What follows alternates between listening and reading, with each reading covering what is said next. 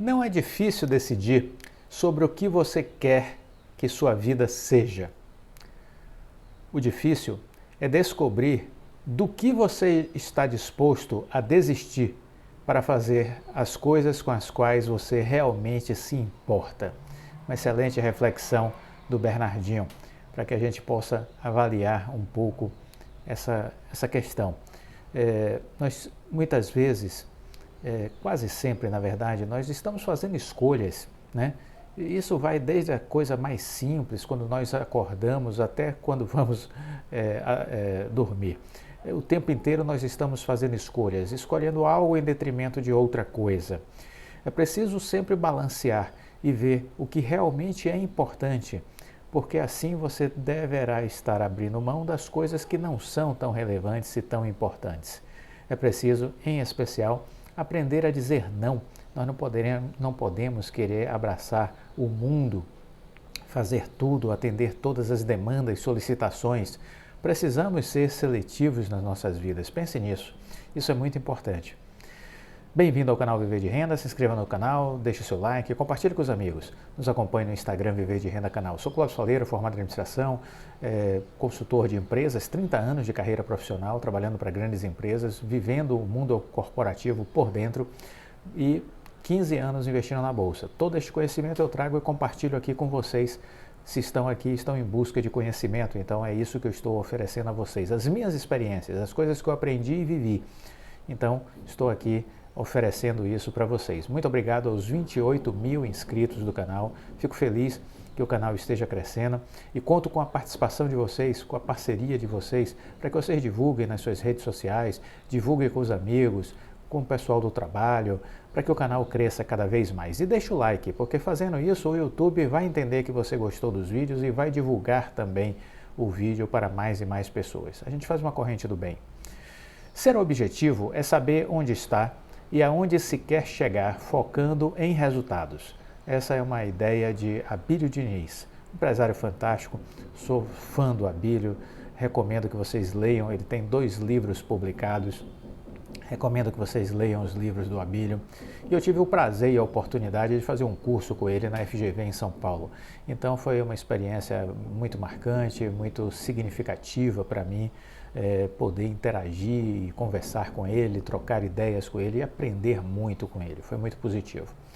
Mais uma reflexão nessa fase aqui do chacoalhar o cérebro, essa da atriz Lavínia Vlasak.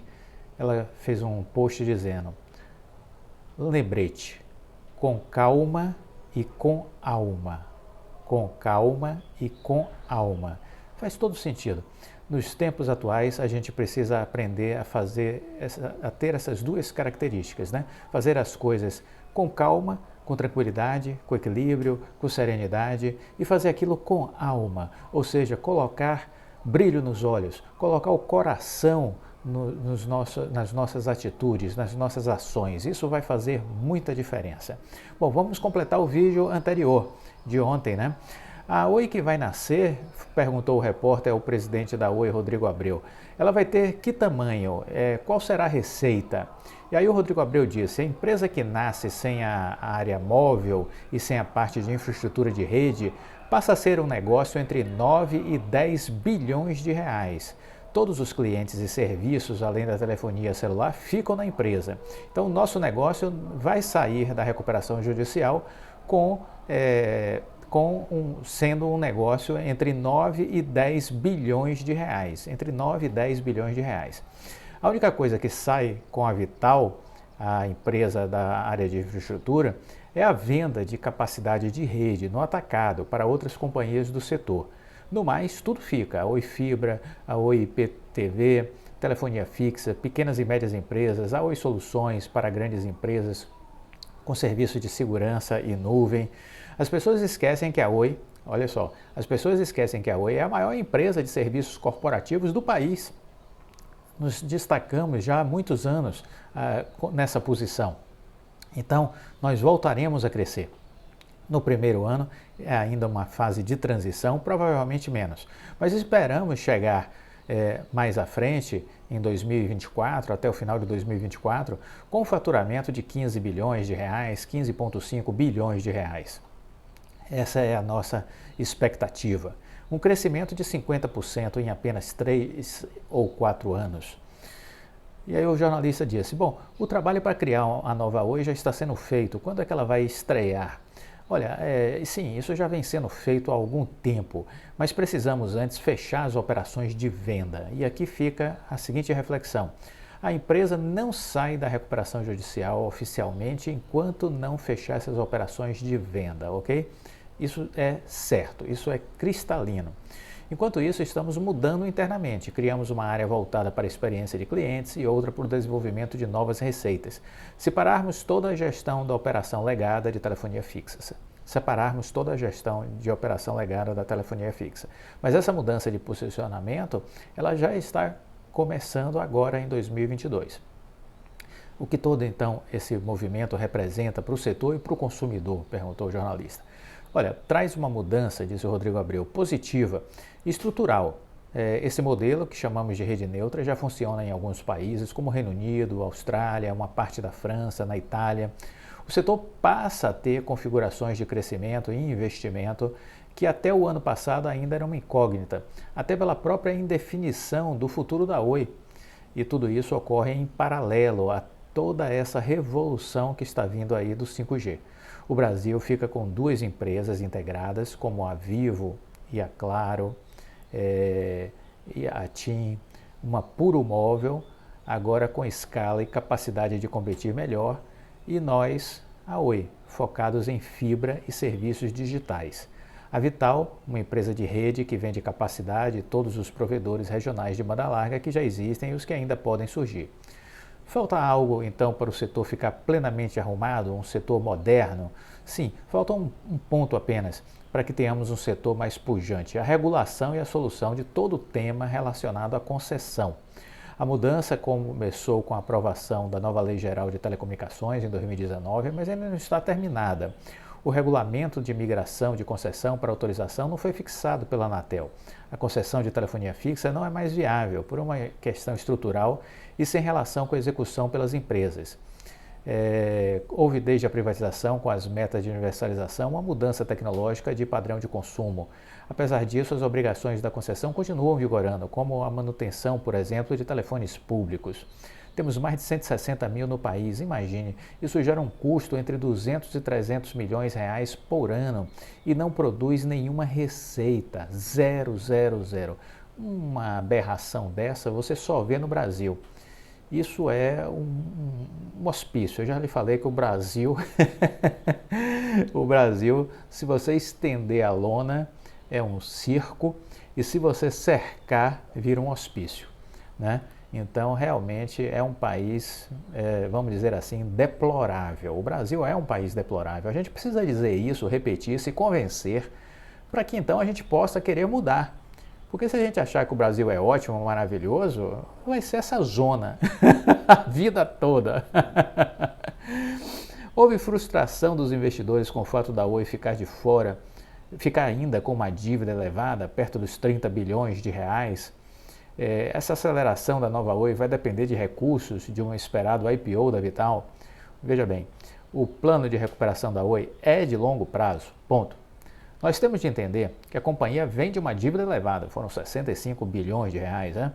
Depois que as vendas se concretizarem, a empresa vai se tornar mais ágil, eficiente na sua estrutura de custos, vai estar mais focada, mais simplificada, vamos dizer assim, flexível, dinâmica. E temos de lembrar que tivemos de fazer novas dívidas, isso é importante. Fizemos novas dívidas, disse o Rodrigo Abreu, e falamos aqui em vídeos passados que nós tínhamos que separar o que era dívida velha de dívida nova. Foram feitas contratações de dívida nova. Essa dívida nova não tem problema, porque essa dívida nova gera receita. Foi dívida contratada para fazer investimentos na expansão acelerada da fibra ótica no país. Ótimo! Não tem problema essa dívida nova. A dívida ruim é a dívida velha, relacionada àqueles 65 bi que ainda tem remanescentes. Essa dívida só gera custo, não gera R$1 de lucro, ok? Então, falamos isso. Se você nos acompanha, no ano passado nós falamos sobre isso, a diferença de dívida velha e dívida nova. Comenta aqui se você se recorda sobre isso. E temos que lembrar que tivemos de fazer novas dívidas porque a geração de caixa era negativa e ainda todo o investimento necessário que tínhamos que fazer em fibra. A Oi investiu mais de 20 bilhões nos últimos 3 anos. E o total de casas com rede de fibra disponível subiu de 1,2 milhão para 15 milhões nesse período. Mas sem dúvida, a nova Oi conta com a valorização da Vital, certo? Mais adiante, justamente para que isso possa fazer parte de sua desalavancagem plena daqui a 2 a 4 anos. Uma abertura de capital da Vital faz parte do nosso planejamento estratégico e precisa ser considerada um dos fatores de melhoria para o futuro. Se hoje nossa participação vale 10 bilhões, esperamos que isso se multiplique por 2 ou por 3 nos próximos anos, né? E temos vídeos falando sobre toda essa lógica da Vital, do IPO da Vital, como será o IPO da Vital, como o BTG vai se comportar nesse IPO, como a Oi vai se comportar nesse IPO. Quanto mais a Vital se valorizar, melhor para a Oi. Ganha a Oi, que é dona de 42%.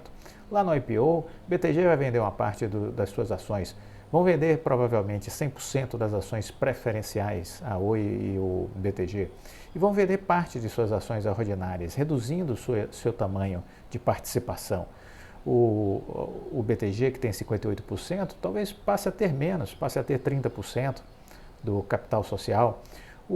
A Oi, que tem hoje 42%, pode vender aí 10 a 12% e passar a ter 30%. Isso vai ser normal. É algo muito parecido com o que aconteceu com o processo de IPO da Braskem, que pertence ainda, né, a Petrobras e a antiga Odebrecht. Então, quando fez o IPO, foi exatamente isso. Venderam todas as ações preferenciais e venderam uma parte das ações ordinárias, né? E é isso que vai acontecer com a Vital. E aí imagine que a parte dos 42% da Oi é que possam ter uma equivalência a uma quantia aí na ordem de 30 bilhões, né? 30 bilhões, já imaginou? Você vende aí uma quantidade de ações, levanta aí 10 bilhões e aí vai usar isso para desalavancar sua dívida. E sua dívida de repente vai para um patamar aí de 3 bilhões, 2 bilhões e meio, olha que maravilha. Uma dívida fantástica para você administrar para o longo prazo. É isso que vai acontecer. É uma equação muito inteligente, a Vital. Foi uma grande ideia do Rodrigo Abreu, CEO da empresa. Olha, é uma coisa genial a equação financeira para a criação da Vital. Excepcional, excepcional. Não há o que se criticar nessa equação. Bom, quando a Vital tiver concluído o projeto de expansão de casas atendidas, até 2025 se fala em mais de 30 milhões, são 32 milhões de casas passadas. O que isso vai significar para o Brasil em termos de acesso a redes? Olha, no Brasil estamos passando pela terceira revolução de conectividade. A primeira foi a universalização e a privatização, a segunda foram os dados móveis e a terceira é a dupla do 5G com a fibra ótica. Quando olharmos o que significa o percurso da Oi e a expansão dos próximos anos da Vital, vamos ter um projeto de infraestrutura que cobrirá um gap do passado. E mais do que isso, o Brasil daqui a 3 ou 4 anos pode ser sim, entre os países grandes em território e população, um dos maiores em cobertura de domicílios com fibra ótica. E aí você abre inúmeras possibilidades de serviços, tanto privados quanto públicos. Estamos falando de telemedicina, de educação para a população que mora fora dos grandes centros. Estamos falando de políticas de inclusão. E vamos lembrar, pesquisa recente divulgada pela PricewaterhouseCoopers com o Instituto Locomotiva, apenas 20% da população brasileira tem acesso a conectividade de alta qualidade. Apenas 20%. Então veja, 80% está aí na bacia das almas. 80% da população brasileira está na bacia das almas, naquela internet de péssima qualidade. Então veja o tamanho deste mercado. Entendeu? Veja o tamanho do mercado para o crescimento da fibra ótica. O que é que o governo precisa fazer? Precisa baixar os impostos sobre telecomunicações, né? Na sua sanha arrecadatória, o Brasil fez com que o setor de telecom fosse um dos que tivessem a maior carga tributária do mundo, quase 50%. Isso é uma vergonha e isso prejudica o acesso ao conhecimento, o acesso à tecnologia. Então, o governo deveria ter a inteligência, a visão estratégica e reduzir os impostos que incidem sobre o setor de telecom. Porque desta forma vai baratear a comunicação e desta forma vai baratear a conectividade. É uma decisão de gente inteligente. Eu sei que a dificuldade é que a política brasileira é cheia de gente burra, mas com um pouquinho de inteligência, com um cérebro um pouquinho maior do que um caroço de feijão, já consegue se entender isso. E mobiliza-se os nossos queridos políticos do Congresso Nacional para reduzir a carga tributária nessa área de telecom. A sociedade brasileira agradece.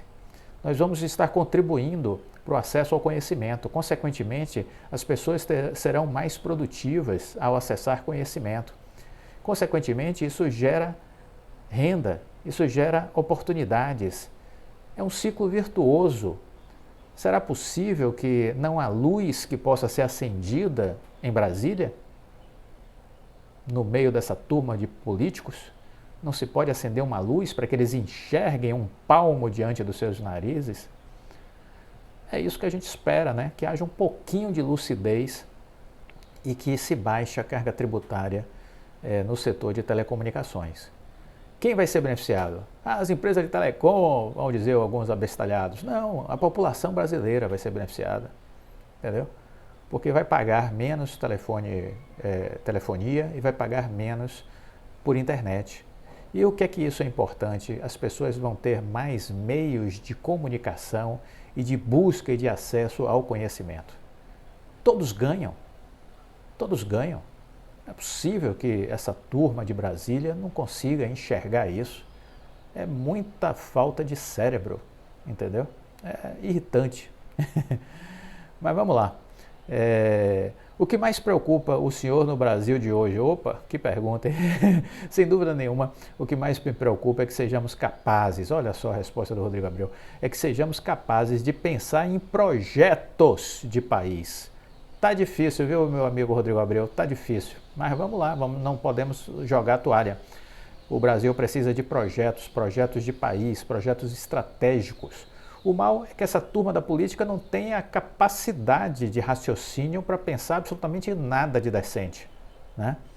Mas é possível tentar estimular, fazer uns inputs, né? E tentar dar uns choques elétricos neles para ver se eles despertam. Costumo dizer que o Brasil tem 4 grandes áreas onde temos de melhorar. Infraestrutura, que permita passos para os próximos 20 a 30 anos. Educação de qualidade, não só acesso para a formação de capital intelectual. Uma visão de criação de tecnologia e um Estado mais eficiente. Temos mercado interno que vai garantir escala para qualquer projeto nacional. Então tá aí. Os nossos ilustres congressistas deveriam calçar a sandália da humildade e chamar os executivos das grandes empresas brasileiras, dentre eles o Rodrigo Abreu, para escutá-los. E assim elaborar um plano estratégico de longo prazo para o Brasil. Vamos orar. O que o senhor gostaria de ver no Brasil do futuro e como o setor pode ajudar nessa trajetória? Nós nos comparamos muito. É normal e natural que façamos benchmarking com outros países, mas eu gostaria que nós também criássemos a nossa própria trajetória, porque temos condições aqui para isso. Eu queria uma visão de longo prazo que só dependesse da gente. Nosso setor pode ajudar muito nisso, com saúde, educação, interiorização da comunicação, aumento de eficiência de outros setores. Meu sonho é que no futuro próximo, mas certamente das próximas gerações, o Brasil possa se tornar um caso de benchmark, né?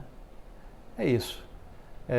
Nós temos uma elite empresarial maravilhosa. Eu posso dizer isso porque conheci muitas empresas, estudei muitas empresas, interagi com muitos empresários. Nossa elite empresarial é maravilhosa. O ruim é que nós temos uma educação de péssima qualidade, então boa parte da população é analfabeta funcional, agora também analfabeta digital, e nós temos uma classe política que é podre, né? Mas com a bênção de Deus, um dia isso tudo melhora. Um dia isso tudo melhora. Mas não vai ser fácil, demora bastante, viu? Demora bastante. Bom, esse foi o nosso vídeo de hoje. Se você gostou, deixe o seu like, compartilhe com os amigos, fique com Deus e até a próxima. Tchau!